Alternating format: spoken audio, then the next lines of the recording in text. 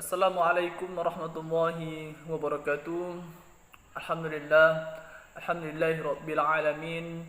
Wabihi nasta'in ala umud dunya waddin. Summa salatu wassalamu ala asrafil anbiya'i wal mursalin wa ala alihi wa ashabihi wa man tabi'ahum bi ihsanin ila yaumiddin, amma ba'. Segala puji hanya milik Allah, Tuhan semesta alam, di mana berkat rahmat dan hidayahnya lah kita dapat melaksanakan perkuliahan kita, melaksanakan tugas yakni dalam mata kuliah filsafat pendidik. Selawat berangkaikan salam tak henti-hentinya dan tak bosan-bosannya kita hantarkan kepada baginda Nabi besar Muhammad sallallahu alaihi wasallam dengan lafaz Allahumma salli ala sayyidina Muhammad wa ala ali sayyidina Muhammad. Perkenalkan, nama saya Nur Hadian Syah. Saya dari Prodi PAI 4A. Ingin menjelaskan pembahasan kita mengenai hakikat metode pendidikan Islam dalam perspektif Islam. Dan adapun pembahasan kita pada hari ini, yakni yang pertama pengertian metodologi pendidikan Islam, yang kedua macam-macam metode pendidikan Islam, yang ketiga urgensi metode pendidikan Islam. Yang pertama, langsung saja tidak perpanjang kata-kata muqaddimah. Langsung saja, yang pertama pengertian metodologi pendidikan Islam. Secara etimologi, metode berasal dari bahasa Yunani, yakni metodos. Kata ini terdiri dari dua kata, yaitu meta yang berarti melalui atau melewati, dan hodos yang berarti jalan atau cara. Metode berarti suatu jalan yang dilalui untuk mencapai sesuatu tujuan. Dalam bahasa Arab, metode tersebut juga sebagai thariqat.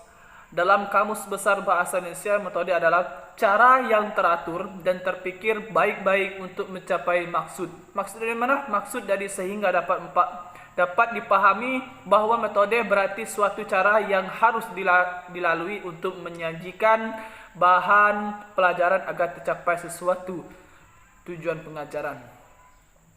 Yang kedua, langsung saja kita masuki pengertian yang kedua, yakni macam-macam metode pendidikan Islam. Antara lain, yang pertama metode ceramah. Metode ceramah yakni metode yang menyampaikan materi pelajaran kepada siswa dengan cara penuturan lisan secara langsung yang didengar oleh peserta didik baik dalam skala kecil ataupun jumlah besar. Dalam pendidikan Islam, metode ini sudah digunakan sejak zaman pendidikan Islam awal, yakni pada pendidikan masa Rasulullah SAW dan para sahabat, sehingga kini metode ceramah ini masih terus dipertahankan. Yang kedua, metode diskusi atau musyawarah, yakni metode diskusi merupakan sebuah metode yang menyajikan pelajaran melalui proses pemikiran kritis dan teliti tentang suatu masalah tertentu dengan jalan bertukar pikiran, bantah-membantah, dan memeriksa dengan teliti hubungan yang terdapat di dalamnya. Yang selanjutnya, metode demonstrasi atau eksperimen, yakni metode demonstrasi adalah metode mengajar dengan menggunakan media atau alat peraga untuk menjelaskan suatu konsep atau materi pelajaran tertentu. Yang kedua, metode insersi atau sisipan, yakni metode insersi merupakan metode yang menyajikan materi pelajaran dengan cara menyelipkan intisari materi pelajaran agama Islam di dalam materi pelajaran umum. Yang ketiga, metode menyelubung, yakni wrapping method. Metode menyelubung atau membungkus, yaitu metode yang menyajikan materi pelajaran agama yang sengaja dibungkus atau diselubungi dengan materi-materi lain, seperti melalui kisah cerita atau melalui ilmu seperti ilmu sejarah. Metode ini memasukkan sejarah berselubung norma agama melalui materi umum. Yang terakhir, yakni pembahasan tentang urgensi metode pendidikan Islam.